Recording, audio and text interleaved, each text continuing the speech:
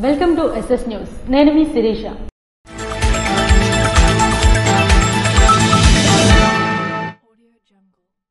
మంత్రి కింజరాపు అచ్చెన్నాయుడు నిర్వహించిన ప్రజా దర్బార్కు వివిధ ప్రాంతాల నుంచి ప్రజలు తరలివచ్చారు.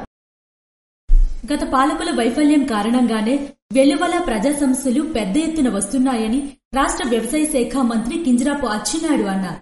శ్రీకాకుళం జిల్లా నిమ్మాడ క్యాంపు కార్యాలయంలో నిర్వహించిన ప్రజా దర్బార్కు వివిధ ప్రాంతాల నుంచి ప్రజలు తరలివచ్చారు.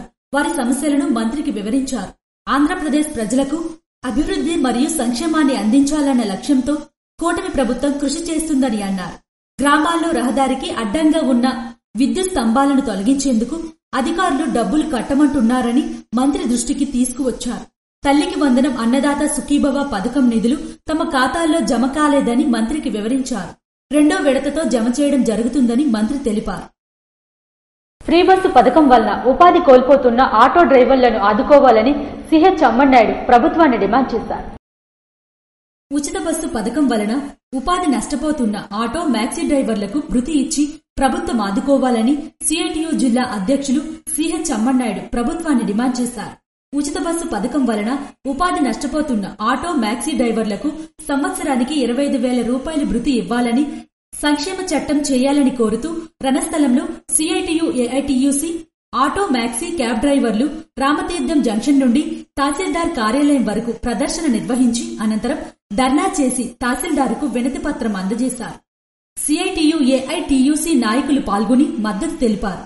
ఈ సందర్భంగా వారు మాట్లాడుతూ రాష్ట్ర ప్రభుత్వం మహిళలకు కల్పించిన ఫ్రీ బస్సు సౌకర్యం వలన ఆటో డ్రైవర్లు కిరాయి లేక తీవ్రంగా నష్టపోతున్నారని అన్నారు. ఆటో డ్రైవర్స్ యూనియన్ రాష్ట్ర కార్యదర్శి జి వామనమూర్తి మాట్లాడుతూ చంద్రబాబు నాయుడు అధికారంలోకి వస్తే బ్యాడ్జీ కలిగిన డ్రైవర్లకు సంవత్సరానికి 15,000 రూపాయలు ఆర్థిక సహాయం చేస్తామని, పిఎఫ్ఈఐతో కూడిన సంక్షేమ బోర్డు ఏర్పాటు చేస్తామని, అనారోగ్యంతో చనిపోతే 5 లక్షలు, ప్రమాదంలో చనిపోతే 10 లక్షలు ఇస్తామని హామీ ఇచ్చారని, ఆ హామీని వెంటనే అమలు చేయాలని డిమాండ్ చేశారు. ప్రభుత్వం లైసెన్స్ కలిగిన ప్రతి ఆటో డ్రైవర్కు సంవత్సరానికి 25,000 ఆర్థిక సహాయం అందించాలని, వారి కుటుంబాలకు భరోసా కల్పించాలని డిమాండ్ చేశారు. ఈ కార్యక్రమంలో ఏఐటియుసి నాయకులు కె శివ, సిఐటియు నాయకులు వెలమన రమణ తదితరులు పాల్గొన్నారు. జాతీయ క్రీడా దినోత్సవం సందర్భంగా నర్సన్నపేట డిగ్రీ కళాశాల ఆవరణలో ఫుట్బాల్ టోర్నమెంట్ను నిర్వహించారు. నర్సన్నపేట డిగ్రీ కళాశాలలో ఏర్పాటు చేసిన ఫుట్బాల్ టోర్నమెంటుకు నర్సన్నపేట పోలీస్ స్టేషన్ 2వ SI B Shankarrao, head constable దాలినాడు వెళ్లి టోర్నమెంట్ను ప్రారంభించారు. ఈ సందర్భంగా ఎస్ఐ మాట్లాడుతూ పిల్లల చదువులతో పాటు గేమ్స్ లో కూడా రాణించాలని, దేవునితో పాటు తల్లిదండ్రులు, గురువులను, పెద్దవాళ్లను, తోటి విద్యార్థులను గౌరవించాలని కోరారు. ఈ కార్యక్రమంలో పోలాకి గారా 2 టీంలు, నర్సన్నపేట సింగపురం నుండి క్రీడాకారులు పోటీ పడుతున్నారు. Team coach K Nivas Kumar ఆధ్వర్యంలో ఈ పోటీలు జరగనున్నాయి.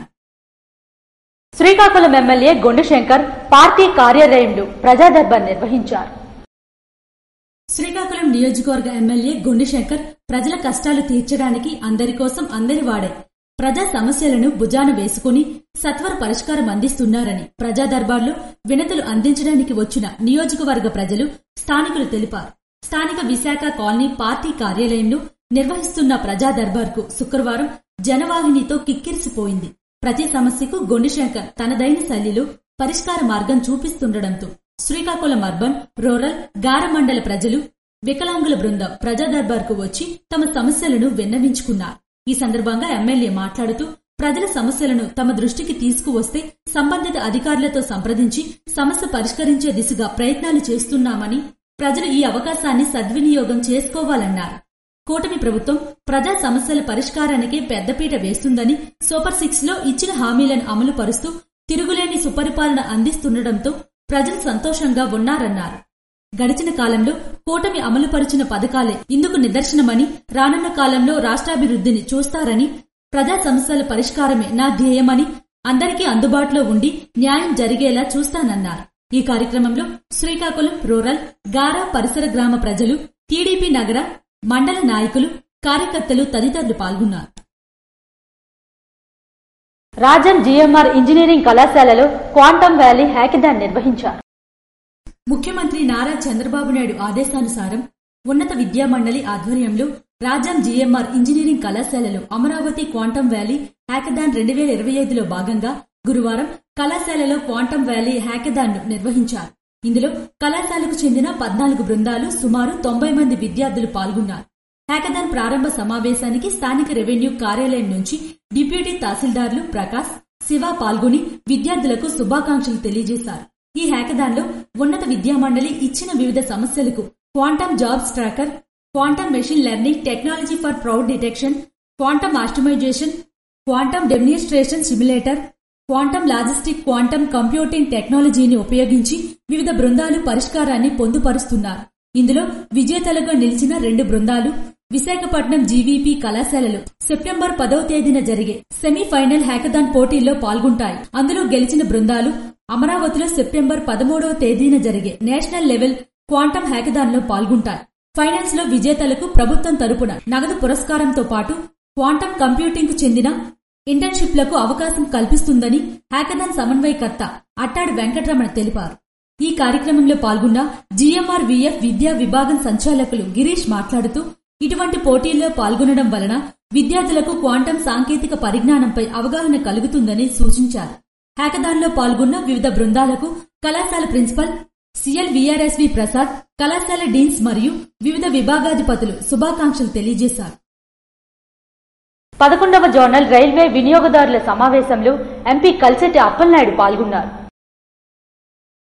విజయనగరం పార్లమెంట్ సభ్యులు కలిసెట్టి అప్పలనాయుడు శుక్రవారం భువనేశ్వర్లో చంద్రశేఖర్పూర్ లెమెంటరీ ప్రీమియర్ నందు ఈస్ట్ కోస్ట్ రైల్వే యొక్క 11వ జేఆర్యూసీసీ యొక్క మొదటి సమావేశంలో general manager Paramesh Funkwal, East Coast zonal పరిధిలో గల సహచర ఎంపీలు, రైల్వే సంబంధిత ఇంజనీర్స్, అధికారులతో కలిసి పాల్గొన్నారు. ఈ సందర్భంగా ఎంపీ కలిసెట్టి అప్పలనాయుడు మాట్లాడుతూ విజయనగరం, శ్రీకాకుళం జిల్లాల మరియు ఆంధ్రప్రదేశ్, ఒడిశా సరిహద్దు ప్రాంతానికి సంబంధించినటువంటి కొన్ని ముఖ్యమైన రైల్వే ఫుట్ ఓవర్ బ్రిడ్జ్ల నిర్మాణాల తదితర సమస్యలను ఈస్ట్ కోస్ట్ రైల్వే అధికారులు మరియు జనరల్ మేనేజర్ సమక్షంలో చర్చించారు. ఇటీవల పార్లమెంట్ సమావేశంలో కూడా ఈ సమస్యపై చర్చించడం జరిగిందన్నారు. ద్విచక్ర వాహనాలు చోరీ చేసిన నిందితులను కాశీబుగ్గ పోలీసులు పట్టుకున్నారు. వరుస దొంగతనాలకు పాల్పడుతున్న 2 యువకులను అరెస్టు చేసి 2 మోటార్ సైకిళ్లను స్వాధీనం చేసుకున్నట్లు కాశీబుగ్గ డీఎస్పీ వెంకటప్పారావు తెలియజేశారు. ఈ మేరకు కాశీబుగ్గ పోలీస్ స్టేషన్లో మీడియా సమావేశం నిర్వహించారు. ఈ సందర్భంగా ఆయన మాట్లాడుతూ యువకులు చెడు వ్యసనాలకు అలవాటు పడడం వల్లే దొంగతనాలకు లోబడుతున్నారని, యువకులు గంజాయి, గుట్కా, ఆన్లైన్ బెట్టింగ్ లాంటి చెడు వ్యసనాలకు లోపడడం వల్ల తల్లిదండ్రులు ఖర్చులకు ఇచ్చిన సొమ్ము సరిపోకపోవడం వల్ల ఇటువంటి దొంగతనాలకు పాల్పడుతున్నారని అన్నారు. ఈ మేరకు వాహనాలు దొంగలించబడ్డ బాధితులు కాశీబుగ్గ పోలీస్ స్టేషన్ కు ఫిర్యాదు చేశారు. వారి ఫిర్యాదు మేరకు కాశీబుగ్గ పోలీసులు కొన్ని బృందాలుగా ఏర్పడి వాహనాలు తనిఖీ చేస్తుండగా శనివారం మండలంలోని గరుకండి గ్రామానికి చెందిన కవిటి నిఖిలేష్ సన్నాఫ్ మోహన్ కుమార్, ఒడిశా గజపతి జిల్లా కాశీనగరం గ్రామానికి చెందిన తుమ్మల కార్తికేయ సన్నాఫ్ జగదీష్లు కలిసి ఈ ద్విచక్ర వాహనాలు దొంగతనాలకు పాల్పడ్డారని తెలిపారు. దొంగలించిన 2 మోటార్ సైకిళ్లను విశాఖపట్నం తీసుకువెళ్లి అమ్మి వచ్చిన డబ్బులను వారి జల్సాలకు వాడుకోవాలని వెళ్తుండగా పోలీసు వారి తనిఖీల్లో పట్టుబడ్డారని కాశీబుగ్గ డీఎస్పీ తెలియజేశారు.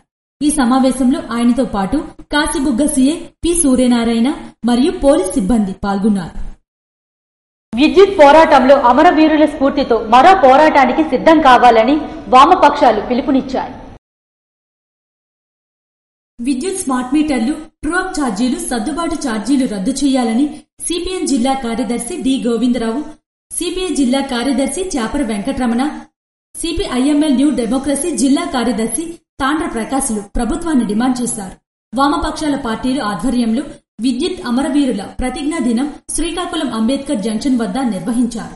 ఈ సందర్భంగా వారు మాట్లాడుతూ విద్యుత్ స్మార్ట్ మీటర్లు, ట్రూ అప్ ఛార్జీలు రద్దు చేయాలని ప్రభుత్వాన్ని డిమాండ్ చేశారు. ఎన్నికలకు ముందు స్మార్ట్ మీటర్లు బద్దలు కొట్టండి అని యువగలం పాదయాత్రలో లోకేష్ పిలుపు ఇచ్చారని, అధికారంలోకి వచ్చిన తరువాత అదానీ స్మార్ట్ మీటర్లు బిగించడం మోసం కాదా అని వారు ప్రశ్నించారు. స్మార్ట్ మీటర్ల ద్వారా ప్రజలను తీవ్రంగా దోపిడీ చేయడానికి పూనుకుంటున్నారని విమర్శించారు. టైమ్ ఆఫ్ ది డే విధానం పేరుతో పగలు ఒక రేటు, రాత్రి ఒక రేటు, చలికాలం ఒక రేటు, వేసవికాలం ఒక రేటు, సాయంత్రం 6 గంటల నుండి 10 గంటల వరకు మరొక రేటు ఉంటుందని వారు తెలిపారు. ఈ విధంగా ప్రజలను అదానీ కంపెనీ దోపిడీ చేస్తుందని విమర్శించారు. విద్యుత్ రంగాన్ని ప్రైవేటీకరణ చేసే కుట్రలో భాగంగా స్మార్ట్ మీటర్లు బిగిస్తున్నారని విమర్శించారు. రాష్ట్రంలో 2 కోట్ల మీటర్లు పెట్టి 25,000 కోట్ల రూపాయలు భారం ప్రజల మీద వేసి దోపిడీ చేయడానికి పూనుకుంటున్నారని విమర్శించారు. ఈ కార్యక్రమంలో సిపిఎం నాయకులు B Krishnamurthy, K Mohan Rao, P Tejeswararao, R Prakash తదితరులు పాల్గొన్నారు. రేగడి మండలం లింగాలవలసలోని హైస్కూల్లో క్రీడా దినోత్సవం ఘనంగా నిర్వహించారు. విజయనగరం జిల్లా రాజాం నియోజకవర్గం రేగడి మండలంలోని లింగాలవలస హైస్కూల్లో తెలుగు ఉపాధ్యాయునిగా పనిచేస్తున్న రవికుమార్ ఆధ్వర్యంలో తెలుగు భాష దినోత్సవం అలాగే వ్యాయామ ఉపాధ్యాయుడు సన్యాసిరావు ఆధ్వర్యంలో క్రీడా దినోత్సవం శుక్రవారం ఘనంగా నిర్వహించారు. ఈ కార్యక్రమం ప్రధానోపాధ్యాయులు కృష్ణారావు అధ్యక్షతన నిర్వహించారు. ముందుగా గిడుగు రామూర్తి చిత్రపటానికి పూలమాలలు వేసి తెలుగు భాషపై ఉన్న గౌరవాన్ని, అభిమానాన్ని చాటుకున్నారు. ఈ సందర్భంగా ఆయన మాట్లాడుతూ తెలుగు భాష యోధుడు గిడుగు రామ్మూర్తి పంతులని అన్నారు. వ్యవహారిక భాష పితామహునిగా వచన మరియు రచనకు మార్గనిర్దేశం చేసిన కర్త అని అన్నారు. జీవనోపాధి కోసం ఎన్ని భాషలు నేర్చుకున్నా మాతృభాషను మరవకూడదని అన్నారు. ప్రపంచ భాషలన్నింటిలోనూ తెలుగు భాషకు ఒక విశిష్టమైన స్థానం ఉందని అన్నారు. శిష్ట వ్యవహారికం పేరిట వాడుక భాషలో బోధనకు గిడుగు రామ్మూర్తి పంతులు పెద్దపీట వేశారని అన్నారు. ప్రధానోపాధ్యాయులు కృష్ణారావు మాట్లాడుతూ శ్రీకృష్ణ దేవరాయలు తెలుగు భాషను దేశ భాషలందు తెలుగు లెస్స అని వ్యవహరించారని గుర్తు చేశారు. తెలుగు భాష దినదిన అభివృద్ధి చెందాలంటే సాహిత్యం అత్యుత్తమ స్థాయిలో రాణించాలని అభిప్రాయం వ్యక్తం చేశారు. అనంతరం వ్యాయామ ఉపాధ్యాయుడు సన్యాసిరావు క్రీడా దినోత్సవం ఘనంగా నిర్వహించారు. విద్యార్థులు వేసిన వేషధారణలు, తెలుగు తల్లి, గిడుగు రామ్మూర్తి పంతులు, వివిధ కవులు వేషధారణలు అందరినీ ఆకట్టుకున్నారు. విద్యార్థులకు వివిధ పోటీలు నిర్వహించి గెలుపొందిన విద్యార్థులకు బహుమతులు ప్రదానం చేశారు. ఈ కార్యక్రమంలో ప్రధానోపాధ్యాయులు, విద్యార్థులు, పాఠశాల సిబ్బంది తదితరులు పాల్గొన్నారు.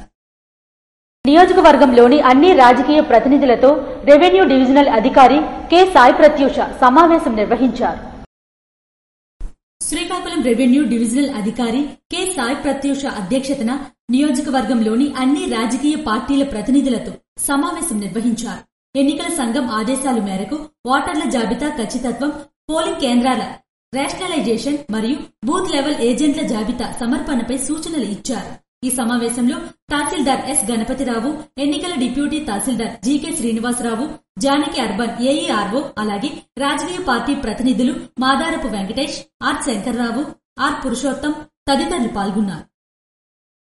పూండి గోవిందపురం ప్రభుత్వ కళాశాలలో తెలుగు భాషా దినోత్సవం ఘనంగా నిర్వహించారు. వజ్రపు కొత్తూరు మండలం పూండి గోవిందపురం ప్రభుత్వ జూనియర్ కళాశాలలో శుక్రవారం తెలుగు భాషా దినోత్సవం మరియు తెలుగు వ్యవహారిక భాష పితామహుడు గిడుగు వెంకటరమణమూర్తి జయంతి సందర్భంగా ఆయన చిత్రపటంకు పూలమాలలు వేసి ఘనంగా నివాళులర్పించారు. ఈ సందర్భంగా కళాశాల ప్రిన్సిపల్ రమేష్ పట్నాయక్, తెలుగు అధ్యాపకులు కేశవ మాట్లాడుతూ తెలుగుని ప్రతి ఒక్కరూ గౌరవించాలని, తెలుగు భాష అమ్మలాంటిదని అన్నారు. తెలుగుని అనేక మంది కవులు కలిసి రచించారని, తెలుగులో ఉన్న మాధుర్యం ఎంతో గొప్పదని అన్నారు. ప్రతి ఒక్క ఉద్యోగానికి తెలుగు చాలా అవసరమని, అన్ని భాషల కన్నా తెలుగు భాష చాలా గొప్పదని, తెలుగు కోసం చెప్పాలంటే రోజులు సంవత్సరాలు చాలవని అన్నారు. కార్యక్రమంలో కళాశాల సిబ్బంది, విద్యార్థులు పాల్గొన్నారు. ఇవి ఈనాటి వార్తలు. మరిన్ని వార్తలతో మళ్లీ కలుద్దాం. చూస్తూనే ఉండండి SS న్యూస్.